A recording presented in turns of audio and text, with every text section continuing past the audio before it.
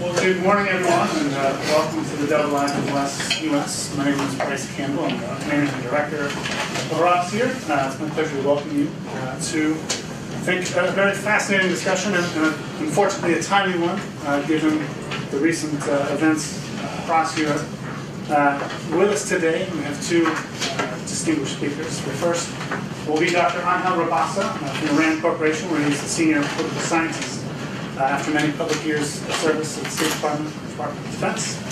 He writes extensively on issues of extremism, terrorism, and insurgency. He is the co-author of the recently released book, Euro Jihad. I want to hold that up for our audience. Patterns of Islamist Radicalization and Terrorism in Europe, which came out just this fall, which is timely as it is, of course, disturbing that we're talking about that so much. His previous publications covered everything from the Mumbai terrorist attacks to the rise of radical and political Islam in East Africa, Turkey, and Southeast Asia, among others. In addition to his completed research on patterns of Islamist radicalization and terrorism in Europe, Angel is currently focusing his research on the de-radicalization of Islamist extremists. To his left is Dr. Jackson James, who is the long-standing president of the American Institute for Contemporary German Studies at the Johns Hopkins University. And he has, for a very long time, been engaged on issues of German-American affairs in numerous capacities on both sides of the Atlantic. Before joining AICGS, he served as Director of Program Development at the University Center for International Studies at the University of Pittsburgh for a few years. Jack has lectured throughout Europe and the United States and has published extensively on issues dealing with Germany, German-American relations, and transatlantic affairs. He is also, of course, a very active member of the IISS, so we welcome him here as well. So the format for today, Angel will speak for about 15 minutes, giving you a summary of both his recent research and addressing some of these issues. We'll give Jack about 10 minutes to respond as a discussant, and then we'll turn it over to the floor for questions and answers. So with that, hand it over to Angel. Well, thank you. First of all, Bryce, I'd like to thank you for inviting me to speak here. And I had written here that I wanted to thank the audience for braving the inclement weather that fortunately did not turn out to be so inclement. So never trust the weather forecasts. Actually, this is not the first time that I brief IISS on this subject, because I recall several years ago, I briefed the headquarters, the office in London, on sort of an earlier stage of the research. In fact, this book that you mentioned has been about 10 years in the making. I mean, not 10 years continuously. Because the way we work in RAND is, you spend some time on a project, then you move to another project, then you come back. But I never gave up on this business of the what we call the Euro Jihad, because it kept so fascinating and so complex. And we finally completed it last about 6-7 months ago. And of course, this is one of those subjects that could go on forever, because there is always new information that you have to process. So theoretically, this could be just an infinite project, but we finally put an end to the research and published it. And as you mentioned, came out at a very timely point, because if you were to consider the jihadist landscape, so to speak, in Europe a year ago, you would have thought, well, the worst is over. And then you would have said, it's subsiding. The last major successful terrorist event in Europe prior to this year was the London bombing. That was 2005. So the interest, and of course, our administration had proclaimed that Bin Laden was dead and Al-Qaeda was the bounties. So no one would have, I think, paid so much attention. Then all of a sudden, in the last, I would say, beginning around June of last year, the whole issue has come back with a vengeance. And so now we have a situation, in my view, that the West, not Europe, the United States, Australia has terrorist attacks. Muslim countries also are facing a greater terrorist threat than at any point since 9/11.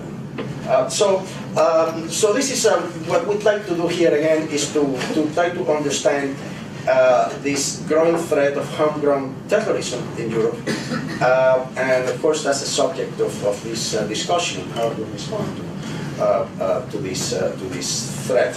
The latest turn of events that fortunately we were able to capture in the book is the emergence of Syria as a major theater of armed conflict for Western jihadis. There are more foreign fighters, far more foreign fighters in Syria at this point than were at any point during the conflict in Afghanistan, the jihad against the Soviets in Afghanistan, and the war in Iraq. And this, of course, poses very serious threats to the security of Western countries. We had also the terrorist attacks in Paris earlier this month. But the point of the book is that the sources of radicalization in Europe go far deeper than the current situation in Syria and Iraq, or the plots that may be hatched by Al-Qaeda affiliates. Since I'm very limited in time, I usually need about 45 minutes or so to give justice to the findings. But I would like to summarize very briefly some of the key findings of the study. We can discuss them later in the discussion period. And some of them might seem counterintuitive. For instance, one is the relationship between the integration or lack of integration of Muslim communities in Europe and the propensity for radicalization. And this is a very important question because by and large, and some of you might challenge me on this, Europeans see radicalization in the context of the broader social problem of integration of the continent's Muslim communities. Whereas Americans tend to see it more in terms of the terrorist threat itself. And indeed, there is a valid argument that integration is a good thing because it promotes social cohesion. However, what we found is that the risk of radicalization is only weakly related to the integration deficit of Muslim communities in Europe. In fact, many of those involved in violent Islamist extremism were individuals who on the surface appeared to be well integrated, were well educated, some had professional jobs, but turned against the countries where they resided. There is also, beyond that, a very weak or no correlation between poverty and radicalization. And that's not only in Europe but across the board. So these are some of the myths that are being fostered. So what this suggests is that there are other, more compelling explanations. What we found is that the patterns of Islamist radicalization in Europe reflect the historical experience of European Muslim communities, and in particular, the links to their home countries. The prevalence of militant groups there and the extent to which factors of radicalization in Muslim countries transfer to European Muslim diasporas.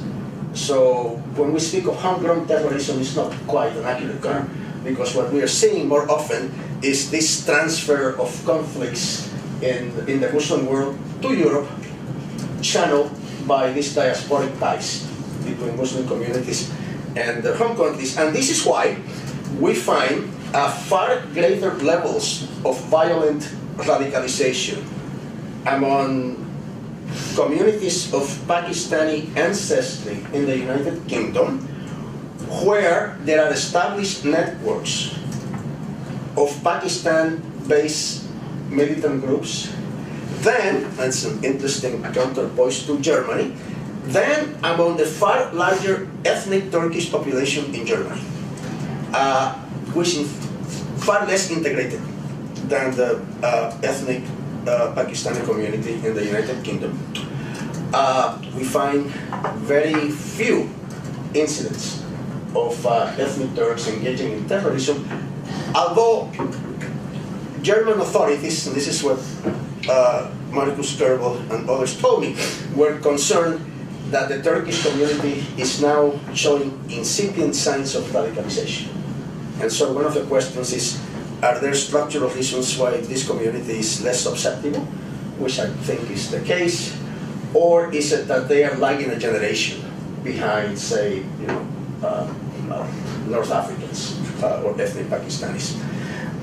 Then there is the case of the radicalization of the ethnic Somali communities in Northern Europe, the United States, Canada, and this again, I think it supports this argument of the diasporic ties, because before 2007, the Somali diaspora had shown very little signs of radicalization. In fact, we could not find any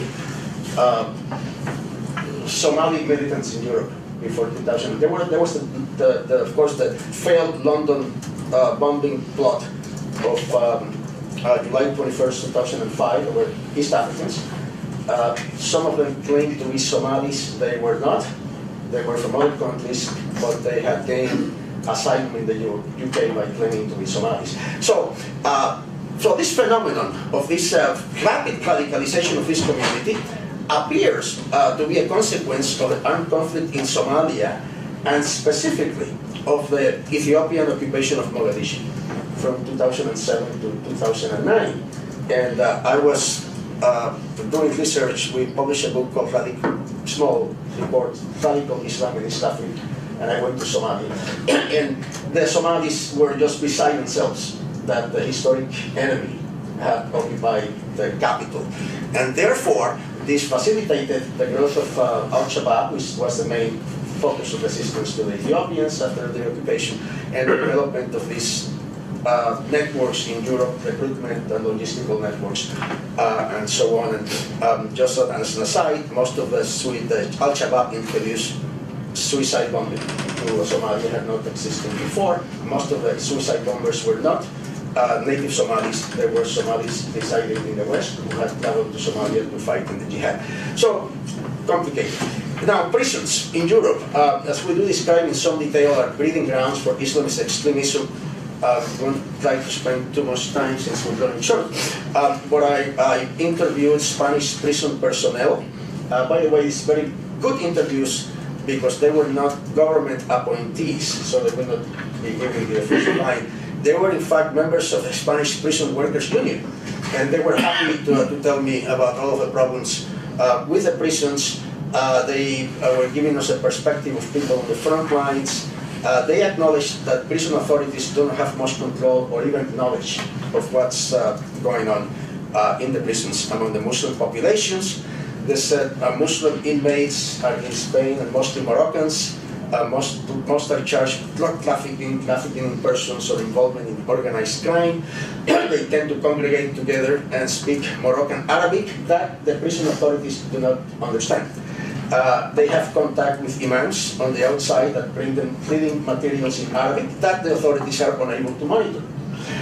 So this problem is a problem throughout Europe. The Quillian Foundation has published reports on prisons in the UK, about militants taking over whole sections of the prisons. The Europeans have tried all sorts of different approaches, but have not found any satisfactory solutions. Some of these responses have backfired. For instance, the Spanish authorities, when they realized that the prisons were being used for radicalization and recruitment, they responded by dispersing radical inmates across prisons in Spain. And this had worked very well with the Basque terrorist organization ETA, because ETA used to control members in prisons by having them together.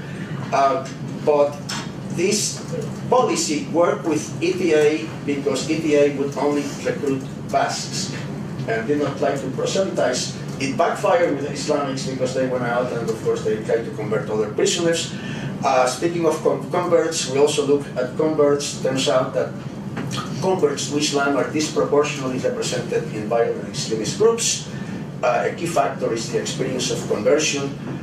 Some convert directly to radical interpretations, Salafist interpretations of Islam, which can be a gateway to violent radicalization.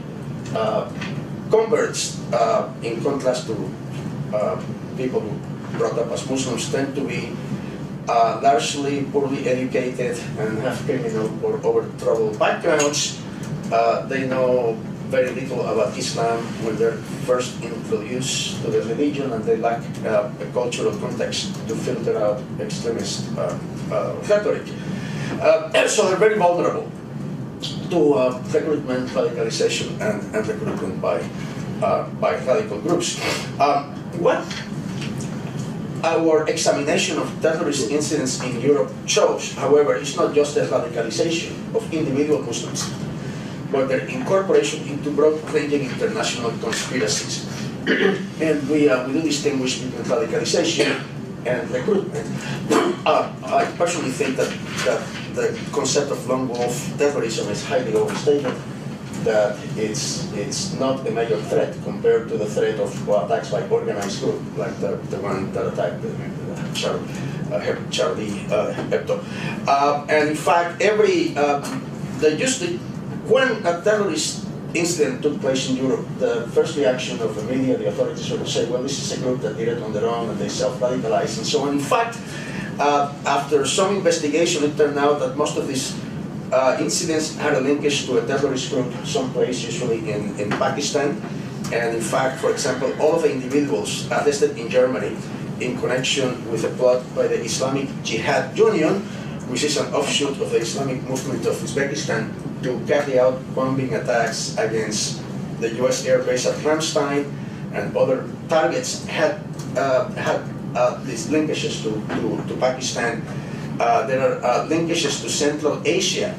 And I want to mention that one of the most baffling connections between European jihadists and a non-European organization is the connection between German converts. This is the so-called German Taliban Mujahideen and the Islamic movement of Uzbekistan, which is actually based in the tribal areas of Pakistan. The members of the German Taliban Mujahideen actually took their wives and children and established their own communities in the tribal areas. The idea is to get away from the sinful West and move to a place where they could practice pure Islam. There are links between European-based extremists and terrorist sanctuaries in Yemen and Somalia that I discussed. Since time is short, let me say a word about Al-Qaeda in the Arabian Peninsula. Because with the growing threat of the Islamic State since June of last year when they took over Mosul, I think that we all, government and analysts alike, took our eyes off Al-Qaeda and focused on the Islamic State, the group that really had the momentum within the jihadi group. But what we are seeing now is a new dynamic within the jihadi camp that is defined by competition between Al-Qaeda and the Islamic State for leadership of the global jihadist movement. And since the capture of Mosul, declaration of a caliphate, which is something Islamists have been trying to achieve since the 1920s, the Islamic State has been portrayed as a dominant jihadi enterprise. And what this has done is to create incentives for Al-Qaeda to restore its credibility by launching high-profile attacks against infidels. And so the Paris attacks, especially the killing of the Charlie Hebdo journalist, has to be seen in this context. And I identify about 3 or 4 different messages that this group tried to convey in the attack on Charlie Hebdo that I can discuss later. But again, Al-Qaeda is probably the greater threat at this point because it does have this global strategy attacks against the far enemy, whereas ISIS or the Islamic State seems to be focused on consolidating its control of areas that it has in Syria and Iraq. But nevertheless, there is the issue of the foreign fighters in Syria that I mentioned more than at any point during anti-Soviet jihad. And Syria is a very appealing destination for radicalized young Muslims, not only because it's the most prominent theater of conflict in the Muslim world, because of geographic accessibility and the relatively ease of travel. And I want to mention, we discussed this a bit in the book, because of the importance of Greater Syria in Islamist eschatology. And according to some hadith, the final battle between the Mahdi, I guess the Islamic Messiah, and the Islamic Antichrist, if I may use that term, would take place in Syria. And one of the differences between the say the Al-Nusra Front, which is the main Al-Qaeda affiliate in Syria, and an Islamic State, is that the Nusra Front tends to have the messaging tends to be fairly conventional, but Islamic State has a very apocalyptic view, and there are discussions for example, in their media publication, Tariq, that talk about the end of the world and the signs are here. So that many of these foreign fighters, I suspect, I believe that they could be witnesses not just to the defeat of the infidel Assad regime, but also to the final triumph of Islam. So one quick, to end this quickly, because we're talking about responding to the growing threat of terrorism.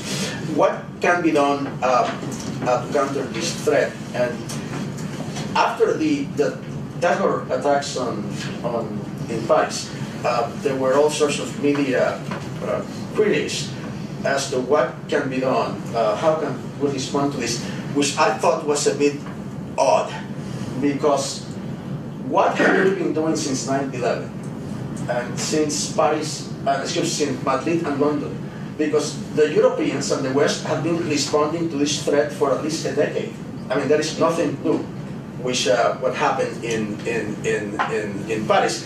And in fact, I think that we should not underestimate what the Europeans have tried to do to respond to the jihadist threat, which I think is far more comprehensive responses in many cases than what has been done in the United States. And so we describe the evolution of European approaches to counter radicalization and counter terrorism. In the book, the EU has sought to create an overarching counter-radicalization structure, try to improve cooperation among the different countries, even though there are very inherent limitations on what the EU can do as an institution, because resistance by national governments to transfer authority to the EU counter-terrorism office. European governments have developed their own counter-radicalization programs, the most comprehensive being the PREVENT component of the British contest strategy.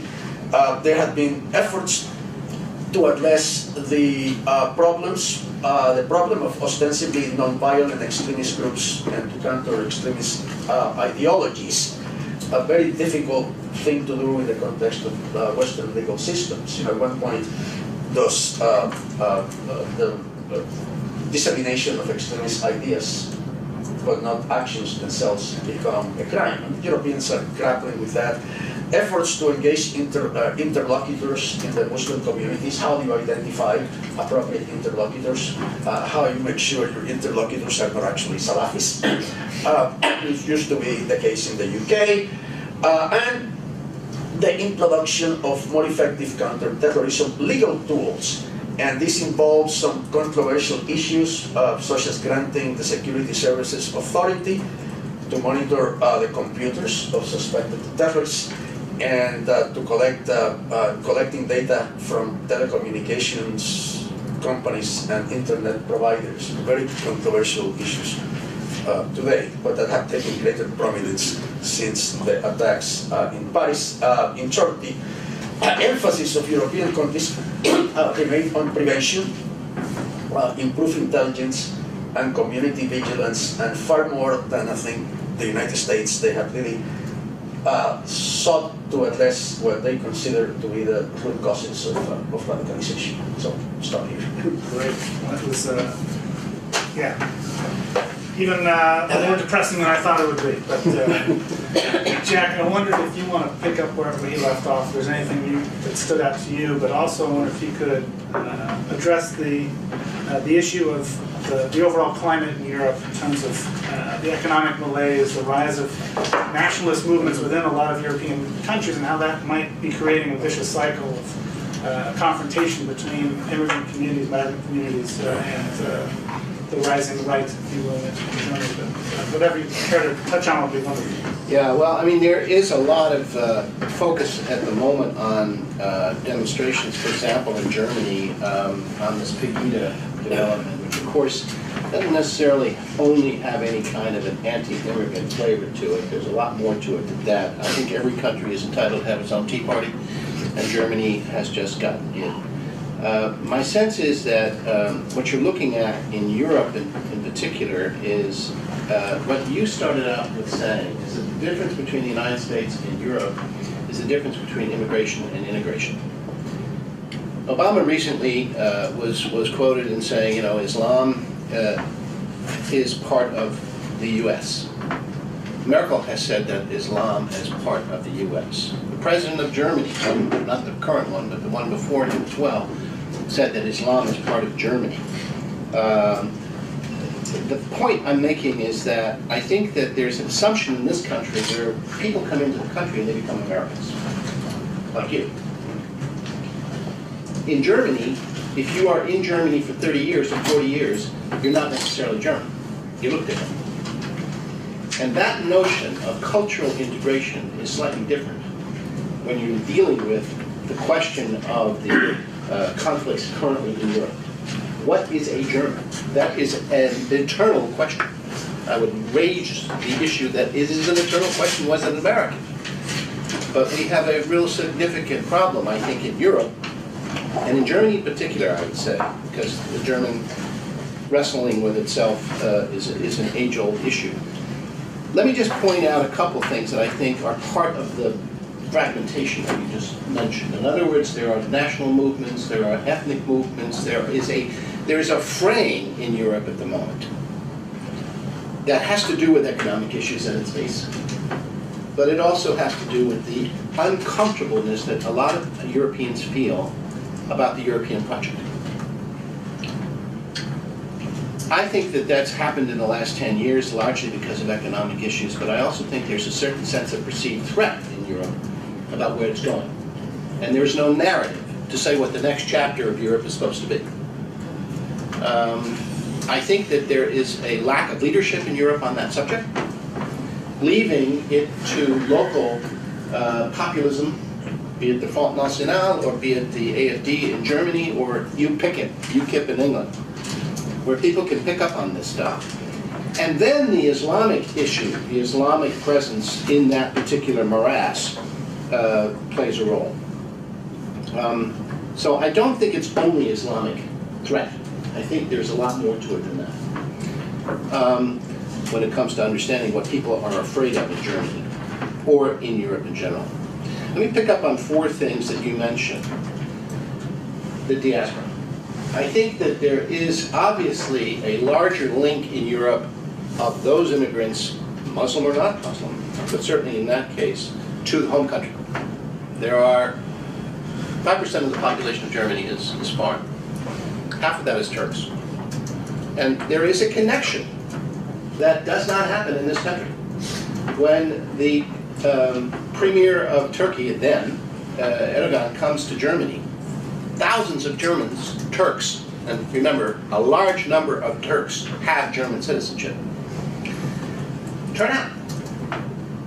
When there's a game between Germany and Turkey on a soccer field, you see remnants of nationalism that are in competition with each other on a football field. So there's a link to the diaspora which is very different in the United States. We did a study here, which I want to recommend to you all here at AICGS some years ago. And we talked about the main reasons for immigration. And it says among the Muslims in Germany, the main reasons were family reunion, There's a lot of people that have come in since 1961, 62, 63. Economic reasons, better life, obviously we share that, and conflicts at home. In the US, economic reasons, conflicts at home, and education. I think that the premise here is that people are linked to the diaspora in a way in Europe that they're not here, in the Muslim community. The second issue is the local issue, for example, of mosques. Cologne is building the largest mosque in Europe at the moment, outside of the one in Britain. And it's been a great point of friction in German society. You can double that if you go to Switzerland. So I think that the actual everydayness of immigration is a problem, which, by the way, then links back to radicalization you mentioned before. The second issue is media presentation. I would say you've got to pay close attention to the way media presents these issues in Germany, but also elsewhere in Europe. I think that plays a major role. The third issue is a difficult one to get a hold of, and that's imams. Imams in Germany particularly were flown in from Turkey because of the half being Turks who did not speak German and had really no idea where they were. And in the last 3 or 4 or 5 years, the Germans recognized that and have decided that they want to set up universities where imams must go before they start teaching. In other words, to learn German society. This is new. So if you have that as a new novelty, then you have the old imams, some of whom are from the radical center, Salafist, if you will, coming in and contributing to the alienation issues that are perhaps already felt, especially in the younger generations. There's another issue which I think is important to remember, and to some extent it also mirrors the United States. If you look at the composition of the Bundestag, 630 people, it's a big parliament. There's only a handful of Muslims in it. So the role models are missing. The aspirations are missing. Where do you go if you are a 16-year-old Muslim Turk? Where do you aspire if you can't get a good education, if you can't get a break in the education system? There's an underclass problem here. And that also is related to, well, where do you go if you have an imam who's talking about fighting in Syria? I will just basically say that I think that there is obviously a increasing security concern in Germany. There's a trial going on right now in Düsseldorf of a young woman who was allegedly having supported her husband who went back to Syria. There, obviously, the Sauerland incident a couple of years ago when people were trying to blow up the U.S. airbase. There's obviously a real concern that what happened in London, what happened in Spain, and of course what happened just in Paris, could happen in Germany. It hasn't happened yet. But I think that there is a sense of fear and anxiety about it. And it's not just in Germany. And I think that that's the kind of thing that we have to speak to when you're talking about how do you get people to understand that they are stakeholders in the society in which they live. I think that what Obama was saying recently when Cameron was at the White House at a press conference, he said, we integrate our Muslims much better than you do. Little chutzpah there. But my sense is that there are people who are in the Muslim community. I mean, there's no single ethnic group in the United States that represents the Muslim community like they do in Germany. So there is competition within that group. There's also stakeholder mentality within that group. And I think that's one of the advantages that perhaps the US has, that Germany doesn't. So I think that this mix of things, the imams, the media, the local problems of how do you, if you live in a small Bavarian town and you travel around Germany and you run into a huge big mosque there, it's a bit of a cultural adaptation which you probably find somewhat similarly if you're in the middle of Kansas. And so I think that the issue is more, how do we deal with the ability to make stakeholders on both sides? It's a two-way street, and it's not working. And I think that the one thing that comes into that when it comes to the jihad sources is that when that doesn't work, when there's a vacuum, when especially among the younger people see that they are not becoming stakeholders, either in terms of role models or in terms of imams that support them, or just simply because of the fact they don't have an economic foothold, you have a tinderbox. And that's where we are. Great. Well, I'm sure there'll be lots of questions around the table. One that immediately occurs to me for you both is, given the complexity of the issues we're dealing with, how do we measure success, either on the European or even on the U.S. side? I mean, how do we know if we're winning? Have we been lucky, in Germany, or have they done something better than others? Yeah, let me share a couple of quick thoughts on that, and then I'll defer to my colleague. One way, on the terrorism front, one way of defining success is the lack of attacks, or the lack of successful attacks. So in a way, if one, as I was saying, if one looks back at, say, the period after 2005, and say the Paris terrorist attacks, you could say that the European counter-terrorism policy or approaches were successful. There were all sorts of plots. In Germany, there were several. There were almost annual large-scale plots in the UK after 2005, but they were all foiled. So that's one way of defining success. Success is a lack of terrorist attacks. Now, in terms of counter-radicalization, I think measuring success is much more difficult, because we wrote a report at REN called De-Radicalizing Islamist Extremism a couple of years ago, 2010, and we looked in a fair amount of detail at European counter-radicalization programs. We look at the PREVENT program in the UK, we look at programs in the Netherlands, and so on, and generally these programs involve reaching out to the communities, trying to identify young people at risk, staging interventions to prevent these young people from participating, moving on to violence. And the problem that we had is that we could not really, we did not find any effective measurements of, how can you measure whether a program is successful or not? And to do that, you have to have a control group, you have so on. That's not in place. So that in the end, we decided that you could not measure the success of these programs. I think it's a simple, overly simplified answer, but you build stakeholders. And there are people in, might be this Germany, but there are stakeholders. You mentioned the Criminal Foundation in London, is that the right pronunciation? Here's a guy who comes out of the system and then turns back and then is in the business of creating stakeholders in the society that you're in. We have a problem there of understanding how we expand the identity of people who can relate to the diaspora and at the same time say, I am a German. What is the current prevalent answer in Britain? And I always ask you this question. When you talk to a Muslim, is he a Muslim, or is she a Muslim, or is she, and then she's British, or is it the other way around?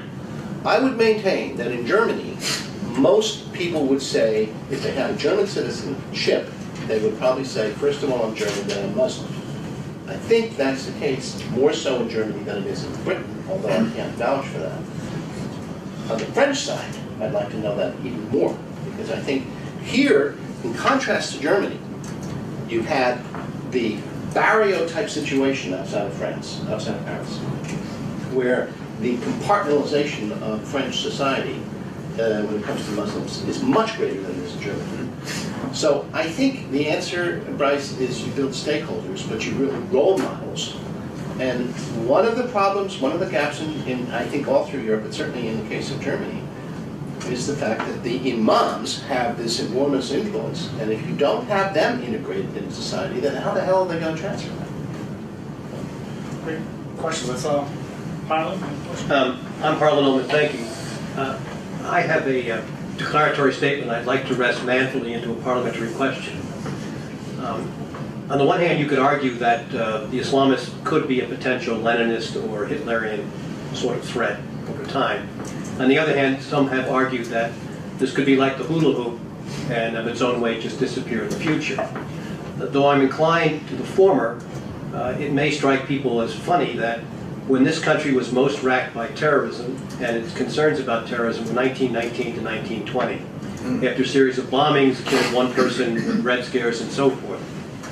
My question is this, and I ask in the context of having been on the SACEUR advisory board since just about after 9/11. NATO was obviously a very, very successful military alliance, the most successful in history dealing with its threat. But we don't have any equivalent to deal with this particular danger.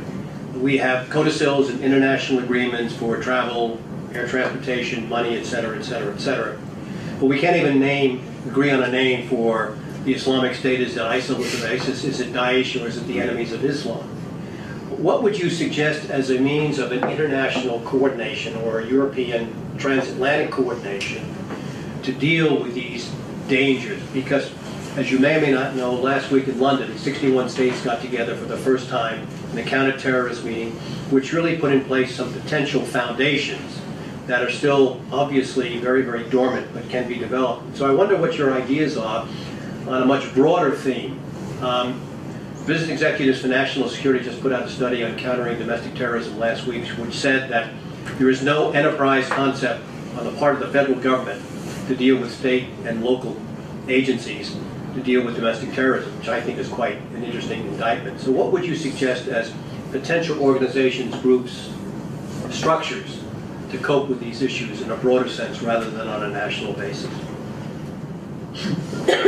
Well, a couple of quick thoughts on that. I think that the threat that's posed by present-day Islamist terrorism is a lot more, as you mentioned, like the anarchist violence of a sort of late 19th and 20th, early 20th century.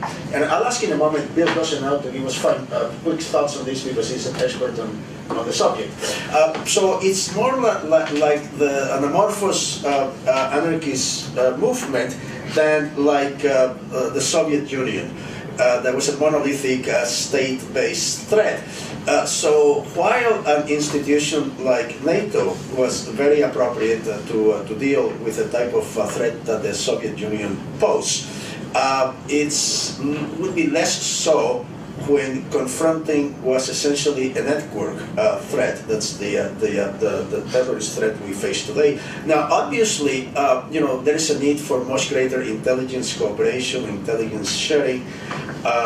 There is all sorts of problem with access to data which is controlled in most European countries on a national basis, so that when, say, a French based terrorist moves into Germany, it's very difficult for the French authorities, or for anyone to follow the individual because of differences in the legal processes of and security approaches. You do that with Interpol. Both countries. Well, it can be done to a degree, but there are some significant gaps. So rather than overarching structures, I think that what's needed is greater intelligence and data sharing.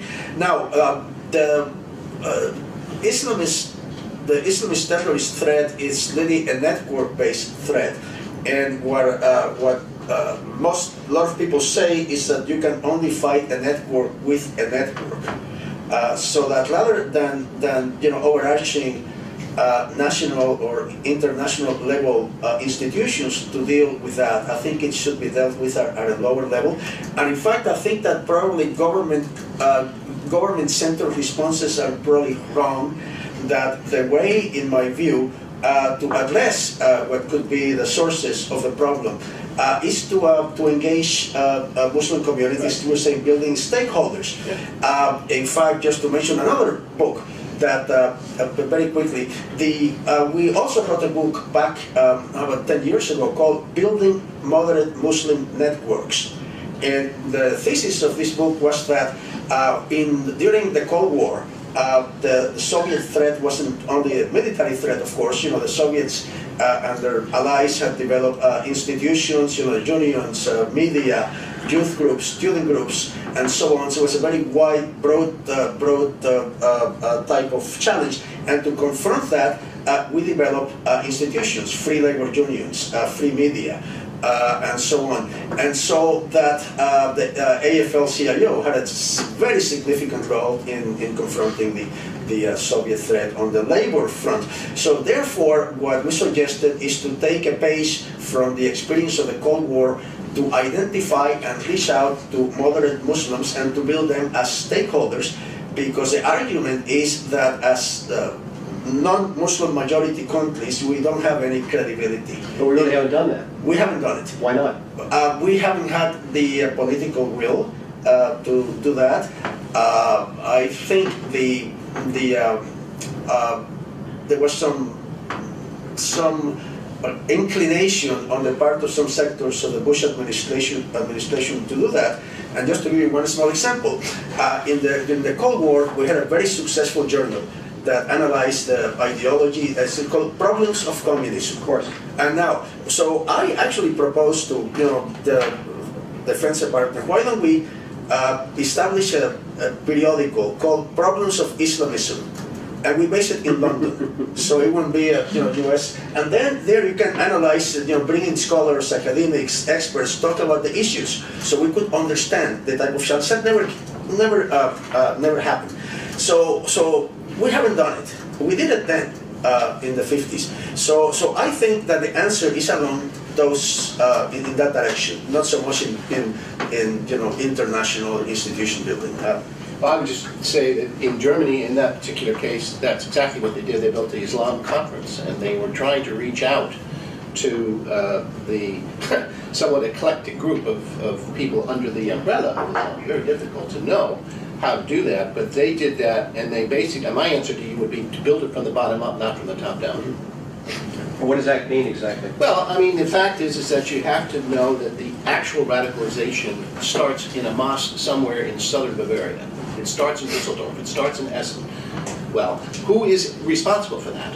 And and I agree with you on that as well, if you have the heavy hand of government coming in and saying, that has to be prevented, that's far less effective than if you have an effective imam saying, don't go there.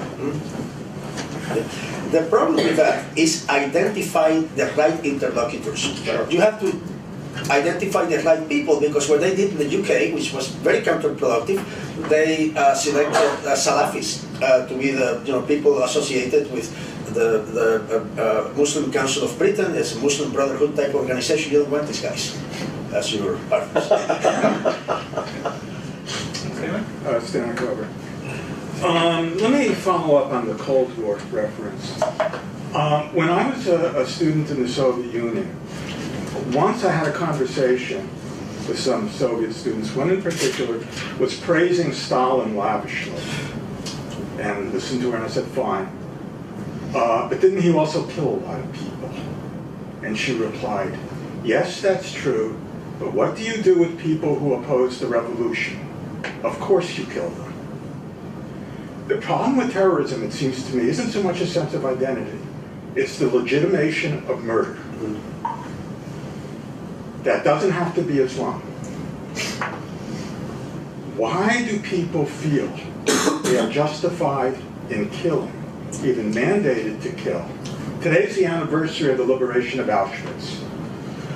I don't know if any of you have seen Jacob Bronowski's BBC series. Remember the one, Knowledge or Certainty, where he stands at Auschwitz and says, this is what people do when they have the knowledge of gods. It is that certainty. I don't think this is a question. This transcends Islam. Why do some people feel they are legitimized in killing? Now, there's a saying from the Inquisition of opposition to it. I can't track it down. You don't burn somebody alive for disagreeing with you. That is a simple expression of civilization. That's the difference. Boy, that's a long stand. I mean, you're talking about the nature and destiny of humankind. I don't know how the hell you answer that. I mean, to some extent, I think that ability to say that in the Quran there is no mandate to kill people is like saying there's no mandate to kill people in the book of Leviticus. You know, I mean, you can pick and cherry pick everything you want. So why do some people choose one and not the other? I don't know. That's, yeah. Well, let me Christianity calls it original sin. Let me add to that. I mean, actually, it's a very difficult to answer. I mean, we could list some philosophers to come here. That's what I was just. But Stan is a But I was making an observation that one of the characteristics of Islamist groups, of Islamists of any kind, terrorists and non-violent as well, is that everything that they do, including the violence, has to be justified scripturally. So the terrorists, I mean the Al-Qaeda, the other groups, they have theological justification for what they do. Which they pre-selected. Yes, and they what they do is before they have their imams, you know, their religious scholars.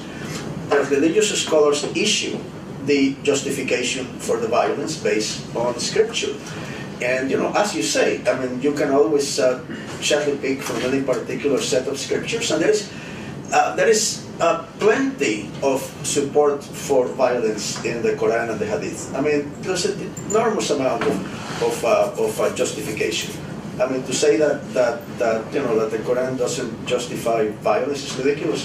I mean, it depends on what you choose to pick. I mean, you could pick verses that support, you know, toleration, and you support verses that support violence. In fact, the Quran itself is it's very schizophrenic, because most religious tracts are. Yeah, there are two parts of the Quran, and you know, one was written in Mecca when Muhammad was very much under pressure by his enemies, and those are the peace verses, and they you know, they tended to justify tolerance and so on. And then he moved to Medina, and then where he took over and established.